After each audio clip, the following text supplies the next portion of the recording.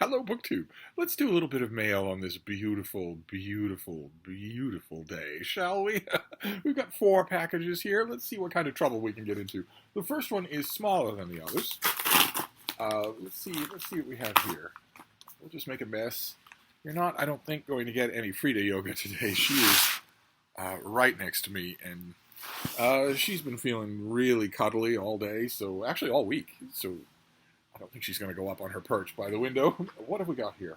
Okay, this is a collection of short stories. And it comes out in mid-July. So that's quite some time. I'm sorry, I'm a little distracted here because Milkweed Editions has sent me 2 different sheets. So this is Call Up the Waters by Amber Karen. And in this collection, the natural world is an escape hatch, a refuge, a site of work, and an occasional antagonist. I've noted to be all of those things. Mostly the second, a refuge. In the story called The Handler, a woman leaves her boyfriend for the New Hampshire woods and 57 sled dogs. In Call Up the Waters, the title story, a devastating drought leads a mother of 2 deep into the Colorado Rockies in search of water. A distress call from a boat in Massachusetts Bay compels a mother to plumb her daughter's secrets in Sea Women. And in Bending the Map, a woman turns the tables on her obsessive would-be lover after a powerful storm ravages her canyon home. Okay, so these are, there are 9 stories in here. Those all sound good. There are 9 stories in here. And I'm going to avoid reading the author's biography note because I'm having a wonderful, wonderful day, and I don't want to upload another video that I can't publish. So we'll just avoid that. We'll go instead to the final line here. Sharply observant, but steadily empathetic, textured with elegance and grit, Call Up the Waters marks the arrival of a remarkable new talent. Oh my, is this a debut? Oh, fantastic. A debut from Milkweed Editions. How wonderful.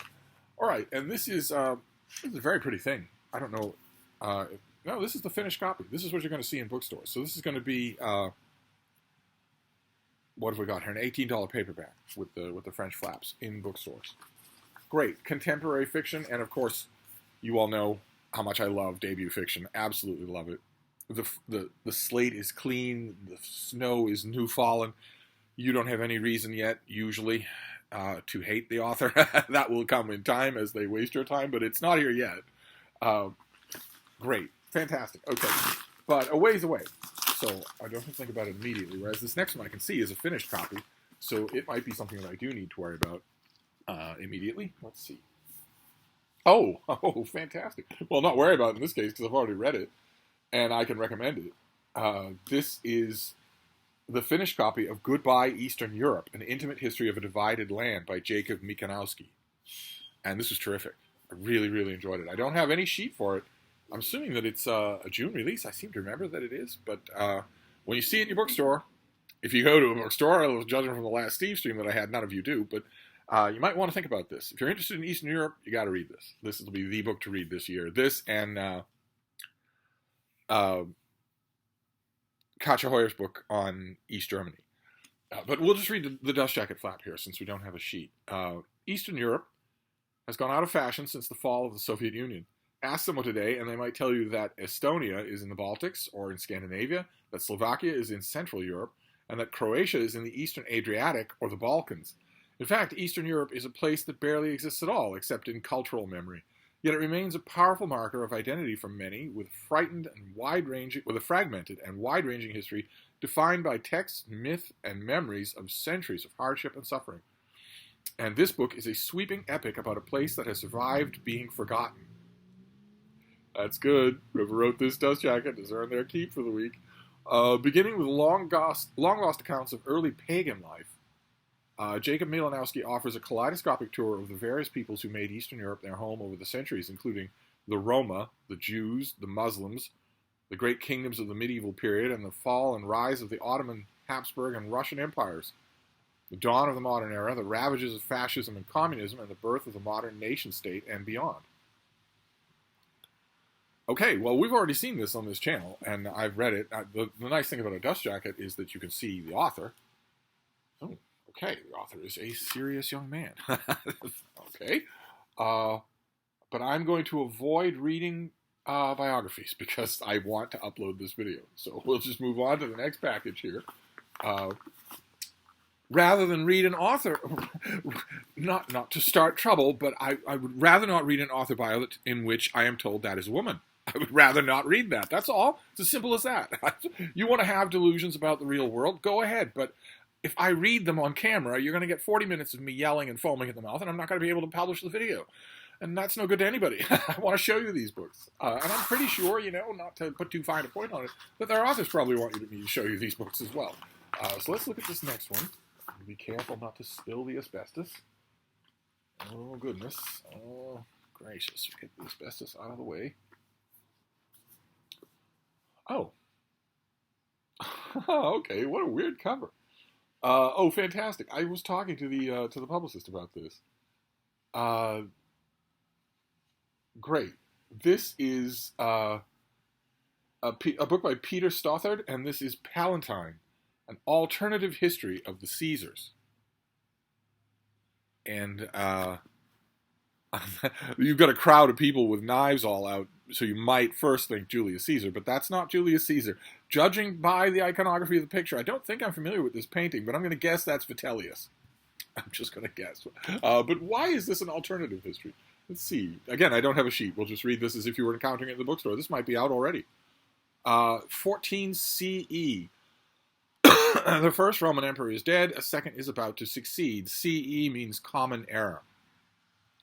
Because blue checkmarked, blue-haired activists and fascists in academia decided about 5 years ago that they didn't want to say AD, AD 14.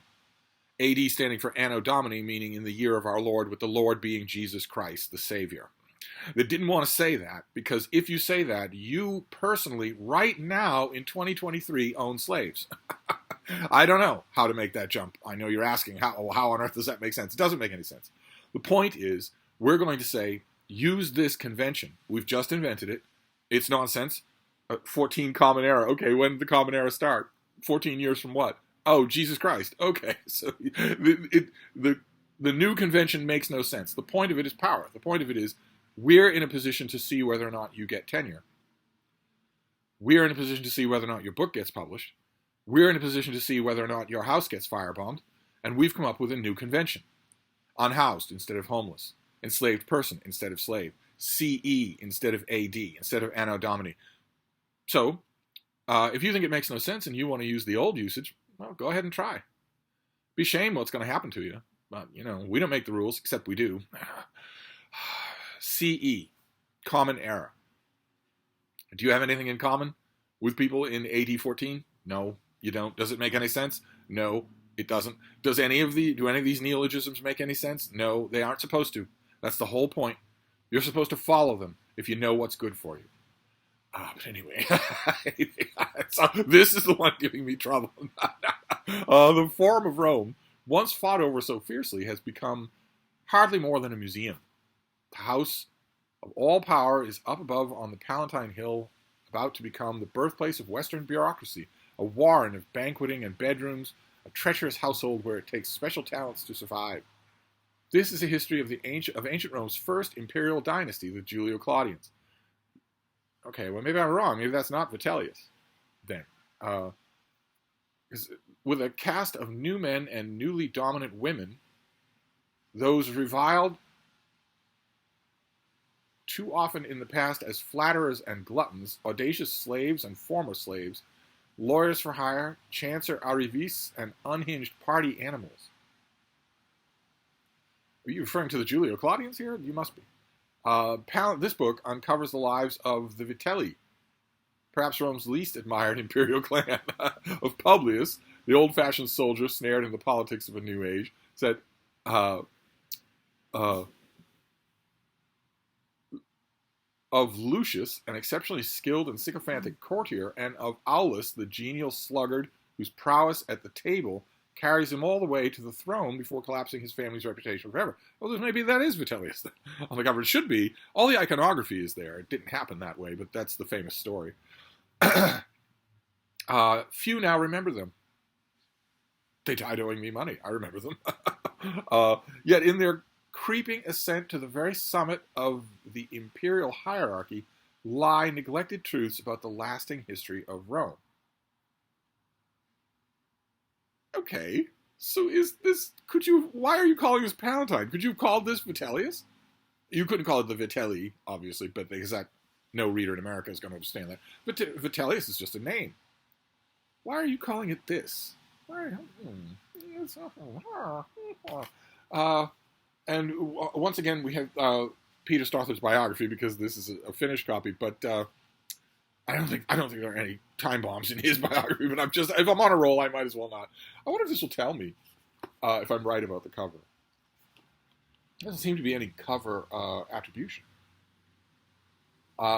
Peter Stothard would be familiar to those of you on this channel because he did the book called The Last Assassin that we saw on this channel. I ended up really liking that book. I thought it was just wonderfully done. Hoping for more of the same here. Oh, no. Okay, yes. The cover is a detail from Vitellius Dragged Through the Streets of Rome by Georges Rochegaros in 1883. So it's an Edwardian painting, but I don't think the painter was doing it in England. Okay, great, fantastic. More Roman history, plenty more Roman history coming down the pike too. Plenty more this year. Makes up for a dearth of it last year. Okay, great. All right, well, Palatine, Roman history. No idea of the date. That's the only problem here. And then we'll do this last one, and then we'll be done. And all of my touchy-tetchiness came about because of a Roman history book, of all things. Let's see here. Oh my God, this next one is from Riverhead Books, and it also has 2 notes. Boy, these publicists, they can't get enough of me. Well, let's see what we have here for this one. What have you got? Okay, this is September. Good, because Goodbye Eastern Europe, I want to reread, pencil in hand, and Palatine, I obviously want to dive into. I think they're both out now. So it's good to get a little relief. A September book I don't have to read until then. I always get a kick out of publicists. I know it's their job to keep, the temperature up on their books, to keep recipients of their books aware of what's going on and, remind them of it and whatnot. But I always get a kick out of it when a publicist emails me in late May and says, just circling back, wondering if you had a chance to read this book I sent you. Any thoughts on it? I'd love to hear. And some of them, it's not patter. Some of them I've known for so long that they actually are curious about what my own reactions to the book will be, and maybe whether or not I want to communicate those reactions to other reviewers and other editors. But I always chuckle when they say that in late May about a book that's coming out in late July. I always have to write back to them and say, I'm up to my eyeballs in May books. I'm not reading July books. So the September book will give me a little bit of a pause. And this is by Coco Crumb. I really wish my name were Coco Crumb. Instead of Steve Donoghue, which is basically John Smith in Donegal. This is called Optimal Illusions, The False Promise of Optimization. Oh no, I know 2 people who are in business of optimization. This is a false promise. Okay, what have we got here? This is a blurb from Cal Newport, the author of Digital Minimalism. Optimization has changed how we understand the world. Underlying everything in our lives, from supply chains to dating sites to airline schedules, optimized models have increased our efficiency and productivity while becoming our default mindset. In this book, the author, who's an applied mathematician, exposes the sizable bargains we have made in the name of our obsession with efficiency, productivity, and optimal performance, and asks us to consider what comes next. After completing her doctorate at MIT, that's some heavyweight hardware, the author worked in the tech industry on statistical modeling and optimization. She writes gracefully about how her personal experiences in data science and her work in mathematical modeling have made her acutely aware of optimization's overreach. So it sounds like she's not saying that this is bad inherently, just that we're way too much relying on it. The author writes, quote, "By embracing efficiency above all, we've crowded out what can't be measured and optimized and allowed the metaphor of optimization to cannibalize our worldviews. We've fooled ourselves into thinking we can solve the problems of optimization with more algorithms or abstractions." That's pretty good. Kind of like this author already. This sharp, character-driven narrative traces the history of optimization from its roots in America's founding principles through the work of Manhattan Project scientists, Silicon Valley techno-utopians, lifestyle gurus, oil tycoons, wildlife ecologists, sugar beet farmers, and poker players.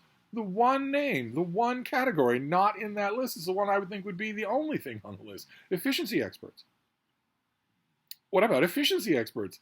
They multiplied like locusts in the years after World War II. They were all over the business world in the second half of the 20th century, before digitization, before computerization. What about efficiency experts? Maybe no one's done. Has anyone done a major comprehensive study on the whole idea of efficiency experts? I wonder if anyone has. A really big thing. I mean, 3 times this size. I'd love to read about that. But anyway, so you're going to get sugar beet farmers anyway. I hope there'll be some efficiency experts in here as well, since they're the human forerunners of our obsession with optimization. It turns a keen eye to the technologies and mathematical assumptions that have come to underlie not just our material reality, but what we make of it. Okay, technologies and mathematical assumptions, though, but it was people who did it. And even before World War II, in Europe, in America, you had people photographing and breaking down the movements of individual workers to see what could be fixed. The author helps us reckon with the promises of efficiency in our imperfect world, opening our eyes to ways we, as individuals, businesses, and society as a whole, can move beyond optimization. It's not as imperfect a world today as it was yesterday, but I get the point. Okay, well, the author is young, and she has a very pleasant author photo. Can you make that out? We're not going to read her biography because we're on a clean sweep here. So we're doing fine. I get to upload this video. So, you know, she's an applied mathematician who is taking a slightly heterodox opinion from the worship of the worth of mathematics, which is great. The last thing I want is to get to the last word of her biography and read all cops are bastards or something like that. So we'll just avoid it. That's all. Is it as simple as that? Maybe. We've tried that before, though. It doesn't always work. So this has blurbs. And one thing I noticed is that is no other mention. We mentioned that she completed her doctorate at MIT, but no other mention of books. So it could be this is her first book, which would mean I started and finished with a debut, which is wonderful. That's fantastic. But as much as the subject interests me, I don't have to read this. I don't have to read any of these, but I don't have to read this until closer to its pub date, which is the middle of September. Good Lord. So we have a long, hot, brutal summer to get through before then, before I have to read this. This will probably be another case, a perfect case, where, unless I'm sending this to a freelancer to do, if a freelancer is interested in this for September, then I'd send this out early so that, you know, they can get a move on, because the rest of you don't have as much, you don't have all day to read, so you might take some time to do that. And also a lot of my freelancers are writing their first book reviews, so that's going to take some time as well. But if it's going to be me, then probably this will be a case where I will wait to get the finished copy as a kick in the pants to read the book. But good to know, and good to see, and good for you to put on a wish list, to put on a pre-order if it interests you. It sounds pretty interesting. Here, let's put both the notes in here. Let's see here. So that is our mail haul, and it was totally uploadable. it was totally uploadable. It was totally peaceful. We have Palatine by the guy who did The Last Assassin. I'm sure that some of you remember that book. From what was that, 2 years ago that we talked about that? I was expecting it to be one potted little biography after another and very predictable. Instead, it was not only unpredictable, but downright poetic at parts. So, very happy to read another book, and this is about the Vitelli clan. And then we have Goodbye Eastern Europe in the finished copy. That's probably out already. And then 2 debuts. We have Call Up the Waters, very varied style debut short story collection. That's fantastic. I wonder if Amber Karen got a deal for this. I wonder if Milkwood said, you will buy your short story anthology and we'll also option your novel. I wonder if we'll get a novel from her next. It's typically the way it goes with new story. Usually a debut author, a fiction author, usually they're not going to stick to short stories their whole life. Usually not, but we'll see. And also Optimal Illusions by Coco Crumb, about the promises and also the false promises of optimization and the worship of optimization. Good Lord, I wonder if this spells doom for my friends Khmer's. But anyway, that's the mail, and it went smooth as a baby's bottom, as smooth as an android's bottom. So I'm going to wrap this up before anything goes wrong, and I will be back. Thank you, BookTube.